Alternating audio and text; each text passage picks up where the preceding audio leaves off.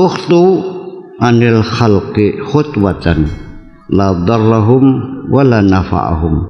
Melangkahlah dari makhluk, dari sesama manusia, jauhkan maksudnya ya, khutwatan, selang saja, la darrahum wala nafa'ahum, tidak akan membahayakan mereka dan tidak akan memaskan mereka. Artinya bahwa ketika ketiadaanmu itu tidak memberikan pengaruh kepada teman-temanmu, maka keberadaanmu nggak ada pengaruhnya juga kok. Ketika kehadiran saya dalam satu komunitas, begitu saya menyadari bahwa saya sudah tidak diinginkan, saya segera pergi, tidak perlu nunggu diusir kok. Selamat tinggal itu aja kok. Betul nggak?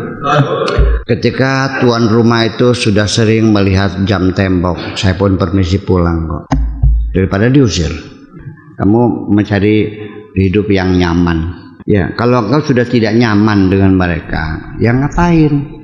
Banyak pilihan kok. Faqad jarabtuhum, aku sudah mencobanya. Waktu anin nafas khutwatan, juga tinggalkan nafsumu selangkah, jauhi. Wala tuwafiqha, jangan selalu menuruti keinginan nafsumu. Lawanlah nafsumu, jangan dituruti terus. Atau dengan bahasa yang saya pakai, jangan terlalu memanjakan dirimu. Artinya jangan selalu mengikuti hawa nafsumu, jangan memanjakan. Artinya begini, selagi saya masih bisa melakukan sendiri, untuk apa saya merepotkan orang lain? Selagi saya masih bisa nyetir sendiri, saya nyetir sendiri, ngapain disupirin orang, kan gitu. Selagi masih saya bisa berjalan, kenapa harus dituntun orang? Kecuali saya sudah gempor, ya Mas Ilham tolong suapin saya, kan gitu. Bisa kan kalau sudah gempor mah. Jadi jangan repotin orang, cobalah Anda kerjakan sendiri kalau Anda masih mampu mengerjakannya. Wa'adaha, dan musuhilah nafsumu itu, lawan terus. Fi ridha rabbika azza wa jalla, dalam rangka mencari ridha Tuhanmu. Lawanlah nafsumu untuk menyenangkan Tuhanmu. Wa qad jarabtuha, dan aku sudah mencoba itu. Fal khalqu wa nafsu bahrani narani, makhluk dan nafsu itu lautan api. Wadiyani muhlikani, lembah yang membinasakan.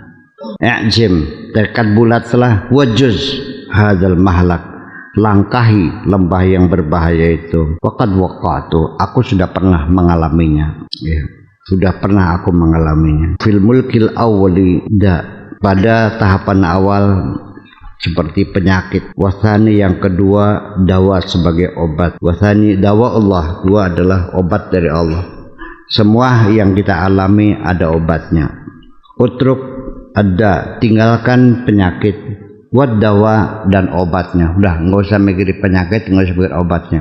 Wal amrad kullaha adwiyah indahu, bahkan semua penyakit-penyakit juga semuanya adalah obat-obat di sisi Allah. Wa biyadihi la yamlikuha ahadun siwa, di tangannya Allah semuanya itu, tidak ada siapapun yang memilikinya. Idza sabarta alal wahdati, ketika engkau bersabar dalam kesendirian, ja'akal ans, baru Anda merasa nyaman bil wahidi, dengan yang Maha Esa. Ketika engkau sudah nyaman sendirian, berarti engkau akan merasa nyaman, akan datang kenyamanan hanya bersama yang Maha Esa. Makanya harus belajar sering-sering sendirian. Ya, idza sabarta alal faqr ja'akal ghina, kalau engkau bersabar menghadapi kefakiran, maka akan datanglah kekayaan. Utrukid dunya, tinggalkan dunia. Tsumma utlubil ukhra, lalu carilah akhirat. Cari dunia dulu, tinggalkan lagi, cari akhirat.